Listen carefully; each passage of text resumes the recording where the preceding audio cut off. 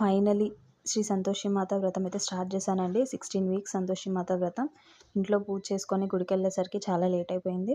12:00 వరకు ఈ టెంపుల్ మూసేస్తున్నారు ఎండాకాలం అని. సో, నేను వెళ్ళేసరికి అప్పుడే క్లోజ్ చేస్తున్నారనమాట.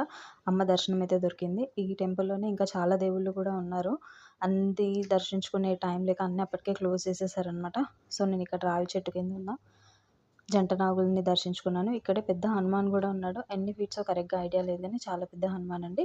సో, మీకు ఈ సంతోషి మాత వ్రతంలో సింపుల్‌గా ఎలా చేసుకోవాలి, ఎలాంటి హడావిడి లేకుండా భక్తితో ఎలా చేసుకోవాలి, ఏదైనా డౌట్స్ ఉంటే, ఏదన్నా ఇన్ఫర్మేషన్ కావాలి అంటే కామెంట్ చేయండి. నేను ఫుల్ వీడియోలో చెప్తాను.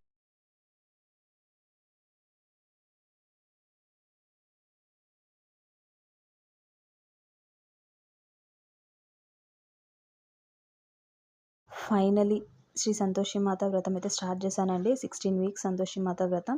ఇంట్లో పూజ చేసుకొని గుడికెళ్ళేసరికి చాలా లేట్ అయిపోయింది. 12:00 వరకు ఈ టెంపుల్ మూసేస్తున్నారు ఎండాకాలం అని. సో, నేను వెళ్ళేసరికి అప్పుడే క్లోజ్ చేస్తున్నారనమాట. అమ్మ దర్శనం అయితే దొరికింది. ఈ టెంపుల్‌లోనే ఇంకా చాలా దేవుళ్ళు కూడా ఉన్నారు.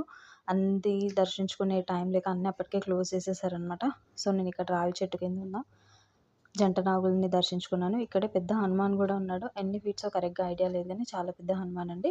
సో, మీకు ఈ సంతోషి మాత వ్రతంలో సింపుల్‌గా ఎలా చేసుకోవాలి, ఎలాంటి హడావిడి లేకుండా భక్తితో ఎలా చేసుకోవాలి, ఏదైనా డౌట్స్ ఉంటే, ఏదన్నా ఇన్ఫర్మేషన్ కావాలి అంటే కామెంట్ చేయండి. నేను ఫుల్ వీడియోలో చెప్తాను.